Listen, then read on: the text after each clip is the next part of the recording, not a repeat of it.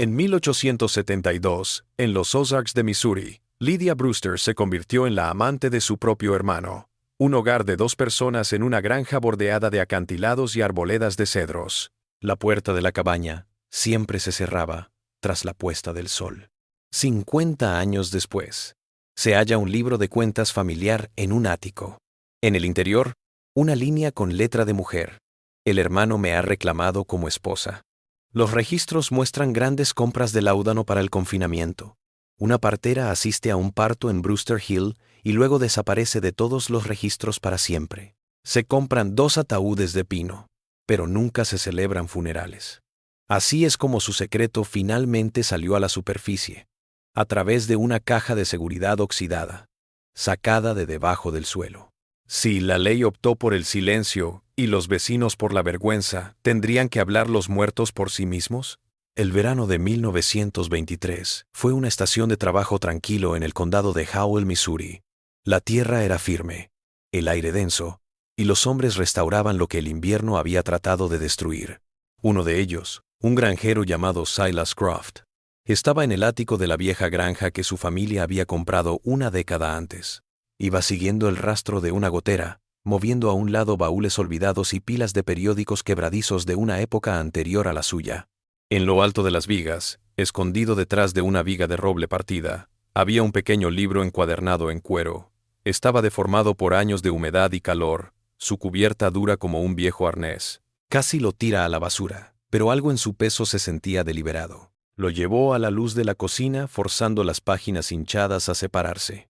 Era un libro de cuentas familiar, de esos que en toda casa se guardaban. Las primeras hojas estaban repletas de la aritmética cotidiana de una existencia arraigada a la tierra. Precio de la semilla de maíz en 1868, pago al herrero por herrar 2 mulas, registro de los diezmos entregados a la iglesia local. La tinta estaba desvanecida. La escritura, un guión práctico y sencillo. Silas iba a cerrar el libro, su curiosidad saciada, cuando lo vio. Casi al final, en una página en blanco, había una letra diferente. Era una escritura femenina, firme, limpia, pero apretada en el papel hasta casi rasgarlo. La nota de entrada era de septiembre de 1872. Decía: «El hermano me ha reclamado como esposa. Que Dios nos juzgue». Estaba firmada como Lydia Brewster. Silas Croft era un hombre sencillo. Sabía de cosechas, de tiempo, de sus vecinos, pero no esto. Las palabras se sintieron como una piedra arrojada a un pozo profundo, y no podía escucharla aterrizar. Los Brewster eran una historia local, pero desvanecida. Un hermano y una hermana, que se habían mantenido solos en un remoto pedazo de tierra, ambos muertos hacía mucho tiempo. Si se les recordaba, era como peculiares, no como monstruosos. El libro de contabilidad se sentía caliente en sus manos, una reliquia que no tenía por qué estar en su casa. Podía quemarlo, reducirlo a cenizas y olvidar el secreto para siempre. Muchos hombres lo habrían hecho. En un pueblo pequeño, es mejor dejar algunas puertas cerradas, pero la súplica en esa última línea, que Dios nos juzgue, sonó como una oración que había estado esperando 50 años por una respuesta. A la mañana siguiente, con el libro envuelto en lona, Silas montó su carreta hacia el pueblo. No al sheriff, al único hombre del condado que no trataba el pasado como un fantasma que ahuyentar, sino como una deuda que pagar. El reverendo J. Collier era un hombre de más de 60 años, con manos manchadas por la edad y ojos que aún conservaban una luz clara e inquebrantable. Era el predicador de circuito, pero más que nada, era el historiador no oficial del condado. Su pequeño estudio detrás de la iglesia era una biblioteca de memoria local, llena de cartas donadas, mapas descoloridos y Biblias familiares que narraban nacimientos y muertes que se remontaban a la fundación del condado. Él pensaba que la verdad, por vieja y fea que fuera, debía salir a la luz del día. Escuchó a Silas sin interrupción, su rostro impasible mientras el granjero relataba el descubrimiento. Entonces tomó el libro y leyó la línea para sí misma. El aire en el estudio se quedó inmóvil. El tic-tac de un reloj de repisa pareció hacerse más fuerte. El reverendo no declaró la nota como una falsificación o el garabato de una mujer loca. Simplemente asintió, su expresión pasando de la curiosidad a un enfoque solemne y grave. Los muertos dejan registros, Silas, dijo con voz baja y firme. Oficiales y suboficiales. A ver qué dicen. No empezó con rumores ni chismes, empezó con hechos. De un armario cerrado con llave, sacó los libros de contabilidad de la iglesia, tomos encuadernados que registraban cada bautismo, matrimonio y entierro dentro del condado durante 100 años. Pasaron la siguiente hora pasando páginas frágiles manchadas de tinta. Buscaron un certificado de matrimonio para Lydia Brewster, no había ninguno. Le buscaron uno a su hermano, Eli Brewster, no había. Pasaron a los registros de entierros. Eli falleció en 1890. Lydia, 14 años después, en 1904. Ambos fueron enterrados en sus propias tierras, no en el cementerio de la iglesia. El registro oficial era un registro de ausencia. Les dijo lo que no había sucedido. El hermano y la hermana nunca se habían casado fuera de la familia. Nunca se habían separado. A continuación, el reverendo sacó copias del censo federal, tomado cada 10 años. Los extendió sobre su gran escritorio de roble. En 1860, Eli Brewster, de 17 años, y Lydia Brewster, de 15 años, vivían en el hogar de sus padres. En 1870, Eli Brewster, cabeza de familia, de 27 años, y viviendo con él, Lydia Brewster, de 25 años. El censor había etiquetado su relación como hermano y hermana. Luego vino el censo de 1880, los mismos dos nombres. Eli Brewster, de 37 años, ocupación, granjero. Lydia Brewster, de 35 años, ocupación, mantenimiento de la casa. En la columna de estado civil, ambos estaban marcados como solteros. Durante 20 años fue su hogar. Ningún otro hermano había sobrevivido hasta la edad adulta. Ningún primo, ninguna tía, ningún peón agrícola figuraba como viviendo bajo su techo. El registro oficial, en su frío lenguaje burocrático, confirmó la horrible afirmación del libro de contabilidad. Esto no fue un pecado momentáneo, confesado y arrepentido. Fue una forma de vida. El reverendo Collier se puso de pie y caminó hacia la ventana, mirando el tranquilo cementerio de la iglesia. El shock inicial había cedido, dejando tras de sí una certeza aplastante y aterradora. La granja Brewster, en una colina con vistas al río, siempre había sido un lugar de sencilla soledad. Los antiguos vecinos habían caracterizado a los Brewster como personas caritativas, pero reservadas, que se mantenían para sí mismas. Ahora, esa soledad parecía una prisión. El silencio que rodeaba su granja ya no era pacífico, era el sonido de un secreto que se guardaba. El libro de contabilidad no solo había revelado una relación oculta, había desenmascarado un hogar. Había revelado una oscuridad que había florecido a la vista de todos, oculta tras puertas cerradas, y una sociedad que hacía tiempo que había aprendido a no mirar demasiado de cerca. La verdad estaba fuera del ático, pero lo que era, y lo que había costado, era una historia que apenas comenzaba a abrirse camino a la luz. El trabajo del reverendo Collier comenzó en el tranquilo polvo de su estudio, con el libro de contabilidad Brewster abierto sobre su escritorio como una herida. Los registros del censo habían proporcionado los huesos de la historia. Un hermano y una hermana, viviendo como un hogar de dos durante décadas. Ahora, el reverendo buscó dar carne a esos huesos. Empezó con las listas escolares del condado, hojas amarillentas que contenían los nombres de los niños de la década de 1850 y 1860. El nombre Brewster aparecía 3 veces: Eli, Lydia y un hermano menor, Samuel, que fue marcado como fallecido en 1860 a causa de una fiebre. No había más hermanos. El aislamiento de Elise y Lydia no fue algo que decidieron cuando crecieron, fue algo que heredaron.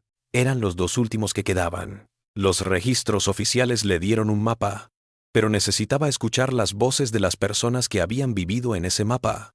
Pasó la semana siguiente visitando a los miembros más ancianos de su congregación, hombres y mujeres cuyas memorias se remontaban al siglo anterior. No preguntó sobre el pecado o el escándalo, simplemente preguntó qué recordaban de la granja Brewster. Las respuestas eran trozos, como de un plato roto. Una anciana, con la mente aún lúcida a sus 80 años, recordó a Lydia de su infancia. Una cosa tranquila, dijo con voz seca y susurrante, siempre al lado de su hermano, como una sombra. Nunca los veías el uno sin el otro. Otro hombre, que había arado la tierra de al lado, se acordó de la cabaña Brewster. Eran buenos vecinos en una tormenta, reconoció. Pero esa puerta siempre estaba cerrada a cal y canto después del anochecer. Sin excepciones. La memoria de la comunidad pintaba un cuadro de un hogar aislado del mundo, un lugar de sonrisas corteses a la luz del día y cortinas corridas al anochecer. Los susurros eran consistentes, pero no eran prueba. El reverendo volvió a los artefactos, convencido de que la verdad no residía en la memoria, sino en la tinta. Fue a la tienda general, cuyo nuevo propietario todavía guardaba los libros de transacciones de su abuelo, que se remontaban a la guerra civil. Pasó una tarde rastreando la cuenta de los Brewster.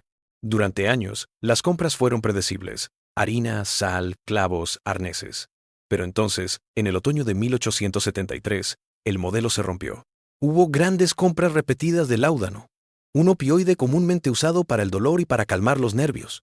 Hubo pedidos de tónicos de hierbas, del tipo utilizado por mujeres durante embarazos difíciles, y luego una compra que hizo que la sangre del reverendo se helara. Un gran rollo de tela de muselina, con una nota en el margen escrita por el tendero, para confinamiento. La palabra flotó en el aire del polvoriento almacén. Confinamiento. Era el nombre que se daba a las últimas semanas antes del parto, en que la mujer permanecía en casa. Esto ya no era una cuestión de rumor. Esto era un intercambio, un registro, un cuerpo.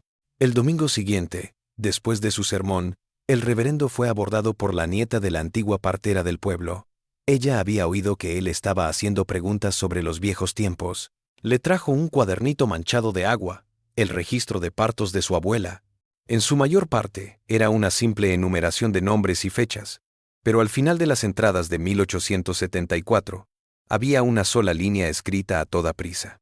Decía, nacida muerta, en Brewster Hill, una niña, enterrada antes del amanecer. No se dio nombre, no se listó padre, solo el evento registrado y luego abandonado. Las piezas ahora estaban formando un terrible mosaico, un hogar aislado, un embarazo secreto, un niño nacido muerto. Pero la pieza de evidencia más condenatoria estaba aún por llegar, y provino de las manos de un niño. Mientras revisaba una caja sellada de viejos materiales de la escuela dominical que habían estado guardados en el campanario de la iglesia durante medio siglo, el reverendo encontró una pila de dibujos infantiles en papel descolorido. Eran simples figuras de palo, representaciones de historias bíblicas y escenas de la vida diaria. Un dibujo, sin embargo, era diferente. Mostraba una pequeña cabaña con dos figuras sentadas en una mesa dentro. El artista, un niño de la vecindad, los había bautizado como Eli y Lydia. El dibujo era simple, casi burdo, pero el niño había incluido un detalle que ningún adulto se había atrevido a mencionar en voz alta. Debajo de la mesa donde estaban sentados el hermano y la hermana, el niño había dibujado una pequeña cuna vacía. Fue la confirmación final y desgarradora. Un niño había notado lo que los adultos habían pasado por alto. Había habido un bebé en esa casa. Con el dibujo, los libros de contabilidad y la nota de la partera, el reverendo Collier finalmente tuvo un patrón de eventos claro e innegable. Los murmullos ya no eran murmullos, eran un coro. Ahora tenía una certeza moral, pero necesitaba la certeza de la ley. Necesitaba saber si alguien alguna vez había intentado intervenir, si un sheriff o un juez habían sido alertados alguna vez. Fue al tribunal del condado de Howell con su carpeta de cuero llena de papeles. Le preguntó al secretario del condado por los archivos judiciales de la década de 1870. El secretario, un joven con el rostro cansado, simplemente negó con la cabeza. Condujo al reverendo a una placa en la pared del pasillo principal. Conmemoraba el gran incendio del Palacio de Justicia de 1888. El fuego había comenzado en la sala de registros. Cada archivo judicial, cada testimonio jurado, cada orden y cada sentencia de antes de ese año se había reducido a cenizas. El rastro se había perdido. La voz oficial de la justicia había sido silenciada permanentemente. Los pecados de Brewster Hill, al parecer, se habían quemado, sin dejar nada atrás más que humo y susurros. El secreto de Eli Brewster, protegido por el aislamiento y la vergüenza, ahora parecía estar protegido por el destino mismo. El incendio del Palacio de Justicia fue un duro revés, un callejón sin salida tallado por la llama y el tiempo. Pero el reverendo Collier era un hombre que creía que incluso las cenizas guardan una memoria. Aunque los registros oficiales habían desaparecido, razonó que los hombres que los crearon podrían haber dejado los suyos propios. Comenzó a buscar la correspondencia personal de los jueces de la Corte de Circuito y sheriffs que habían servido en la década de 1870. Encontró muy poco. Las autoridades de entonces eran hombres de acción, no de letras. Lo que sí encontró, sin embargo, fue un patrón de inacción deliberada. En el diario de un juez de circuito de 1875 halló una nota despectiva de una línea. Mencionaba rumores sin fundamento de Brewster Hill y concluía con una línea escalofriantemente pragmática. Lo que no se puede probar, es mejor dejarlo al juicio de Dios, no al del condado. La ley no había estado ciega, solo había mirado hacia otro lado. ¿De qué serviría arrastrar tal escándalo a la luz? Mancharía la reputación del condado, traería vergüenza a una familia fundadora. ¿Y para qué? La ley no tenía lenguaje para un crimen tan profundamente incrustado en la privacidad de un hogar. Así que las autoridades se encogieron de hombros. Habían pasado la carga a Dios, y al hacerlo, le habían concedido a Ellie Brewster lo único que más necesitaba: silencio. La investigación del reverendo sobre la respuesta oficial solo había arrojado pruebas de un encubrimiento por negligencia, pero una pregunta seguía persiguiéndolo. La partera. Su libro de registro había registrado el aborto de la niña muerta en Brewster Hill en 1874. Él buscó su nombre en el censo de 1880. No estaba allí.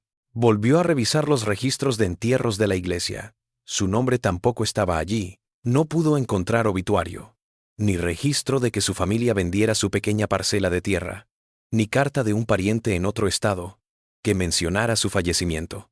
La partera, la única persona fuera de la familia que sabía con certeza que un niño había nacido en esa cabaña, simplemente había desaparecido de todos los registros después del invierno de 1875. Su familia también se había ido. Su granja fue vendida por impuestos atrasados unos años después. Era como si hubieran sido borrados. La implicación era tan gélida como una lápida. Conocer la verdad en un pueblo que prefería el silencio tenía un precio, y la partera probablemente lo había pagado. La propia granja Brewster se erigía como el testigo principal.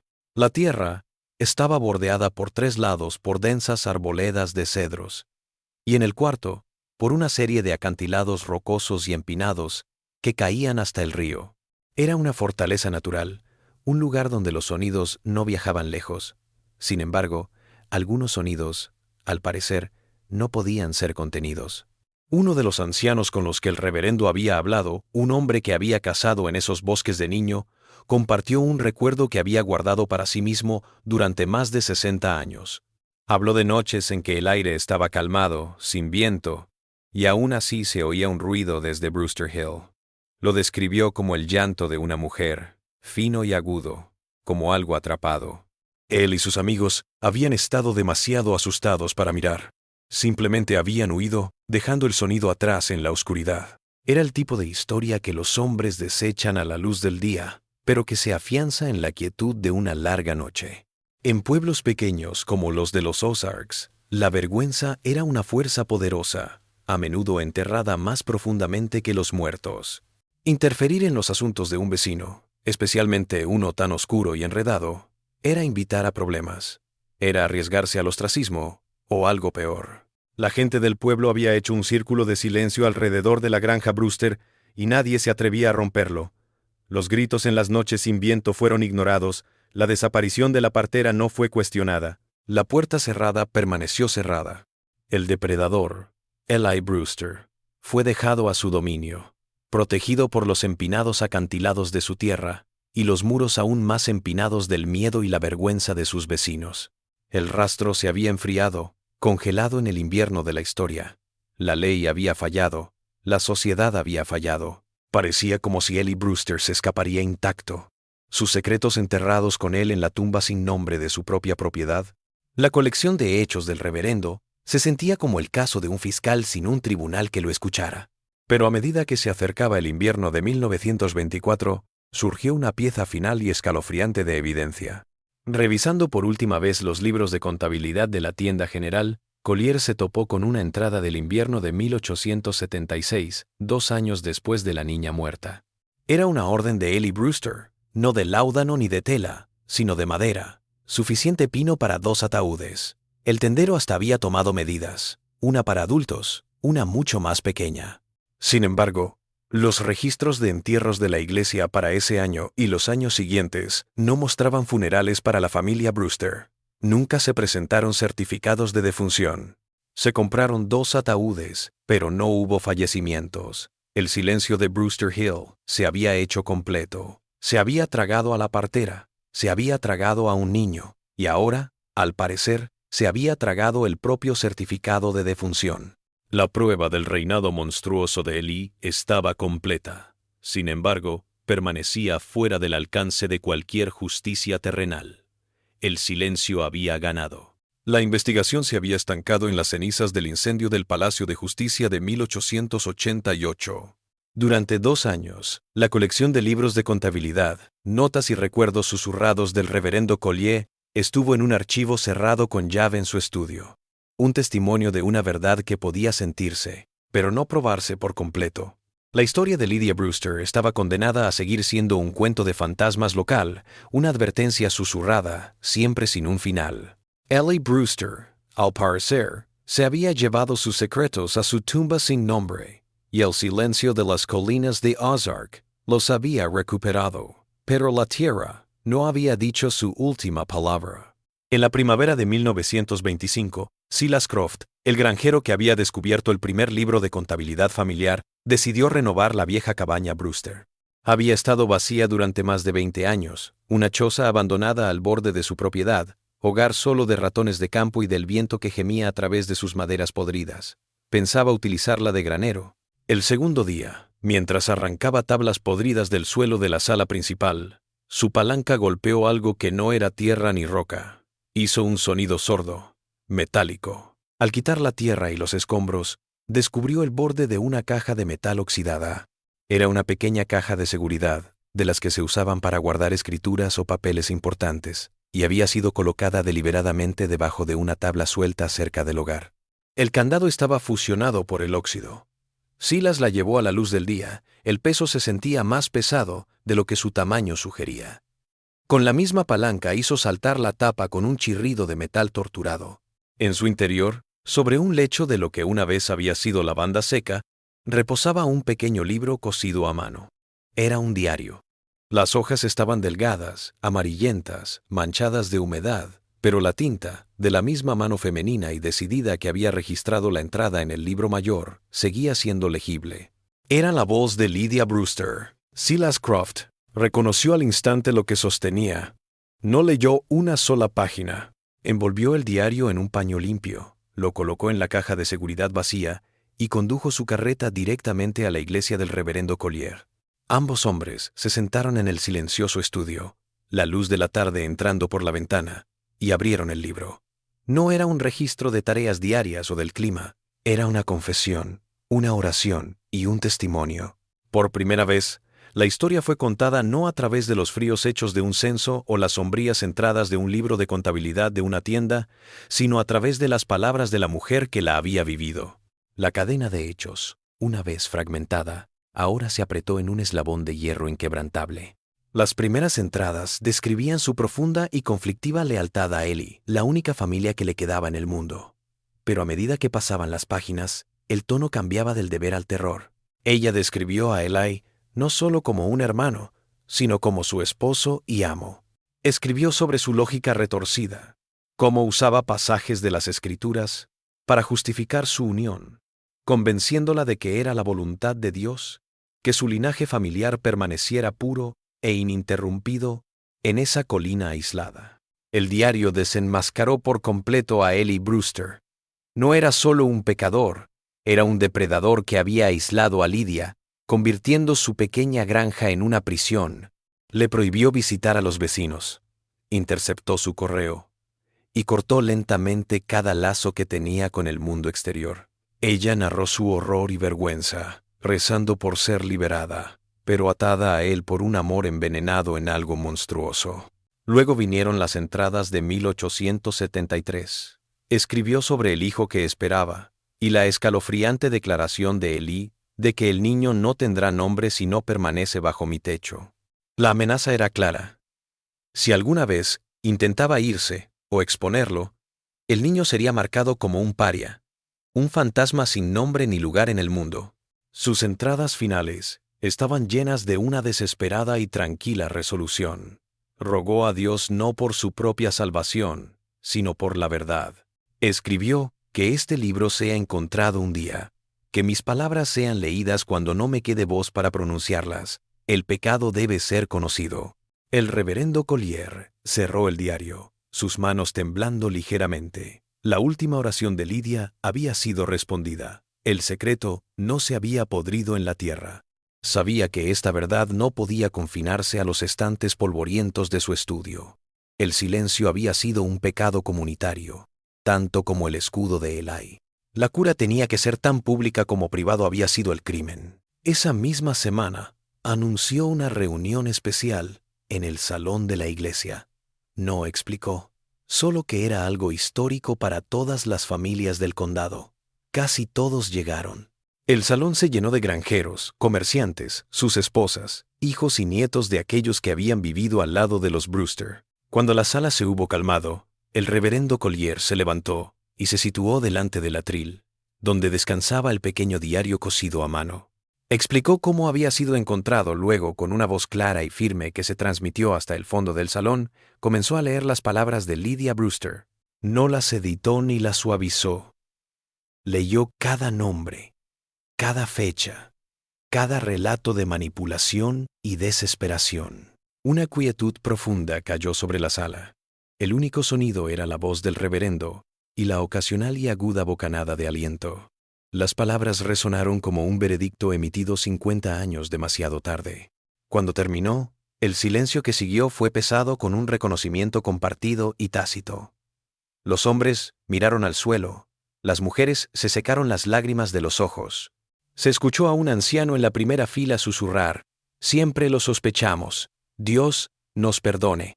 Siempre lo sospechamos». Los susurros finalmente habían encontrado una voz. A las sombras se les había dado un nombre.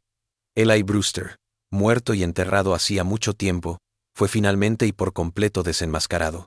Ya no podía escudarse en el tiempo o en el silencio cortés de sus vecinos. La historia misma, a través de la mano de su propia víctima, se había convertido en el juez, el jurado y el testigo final e implacable. La ley le había fallado a Lydia Brewster, su pueblo le había fallado, pero al final, el destino y la tierra de Ozark le dieron la justicia que ningún tribunal podía proporcionar. Eli Brewster había muerto en 1890, no en una celda de prisión, sino en su propia cama. Fue derribado por una fiebre repentina y violenta que lo consumió en menos de una semana. No hubo funeral. Lydia lo enterró ella misma en la colina detrás de la cabaña, en una tumba marcada por una simple piedra de campo sin nombre tallado. Su final fue tan aislado y sin ceremonias como la vida de pecado que él había cultivado. Desapareció del mundo sin que nadie lo lamentara, excepto la mujer que había tenido prisionera, y su duelo debió de ser una cosa enredada y horrible. La retribución moral no estuvo en su muerte, sino en la lenta e inexorable decadencia de su nombre. Había buscado construir un reino privado en esa colina, un legado llevado por un linaje puro. En cambio, no dejó nada. Ningún niño sobrevivió. Su nombre se volvió una mancha, un susurro de vergüenza que ahora, gracias al diario, estaría para siempre asociado a él. Su legado no fue una familia, sino una colección de artefactos condenatorios. Lydia vivió durante 14 años más. Quienes la recordaban de esa época describían a una mujer que se había vuelto casi totalmente muda. Cuidaba un pequeño rebaño de cabras, vendía su leche en el pueblo por lo poco que necesitaba y no hablaba con casi nadie. La luz de sus ojos, decían, se había apagado. Pero tal vez no era que la luz se hubiera ido, sino que se había vuelto hacia adentro, enfocada en el único acto determinado de supervivencia. Ella lo sobrevivió. Permaneció en la tierra, la única testigo de su intrascendente final. Su apacible fallecimiento en 1904 cerró una puerta, Pero su último acto, ocultar su diario bajo las tablas del suelo, fue un acto de fe, la creencia de que la verdad, una vez registrada, no podía ser extinguida. Ella se había asegurado de que su voz fuera escuchada un día, incluso si tenía que esperar a una nueva generación para escucharla. El reverendo Collier entendió que la justicia, en este caso, no se trataba de castigo, sino de memoria. El depredador había sido desenmascarado, su nombre manchado para siempre. Ahora había que rendir homenaje a la víctima. Reunió cada pieza de la historia, el libro de contabilidad del granjero, los registros del censo, los recibos de la tienda, el registro de la partera, el dibujo del niño de la cuna, y finalmente, el diario cosido a mano de Lidia. Los hizo encuadernar cuidadosamente juntos en un solo volumen grueso. Luego presentó este volumen al secretario del condado de Howell, no como evidencia de un crimen, sino como una parte oficial de la historia del condado. Fue colocado en el archivo, un registro permanente para cualquiera que buscara conocer la verdad completa de lo que había sucedido en Brewster Hill.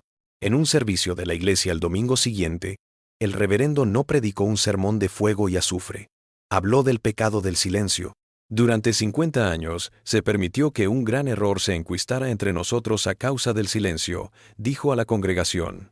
El silencio de la ley, el silencio de los vecinos y el silencio forzado de una mujer inocente.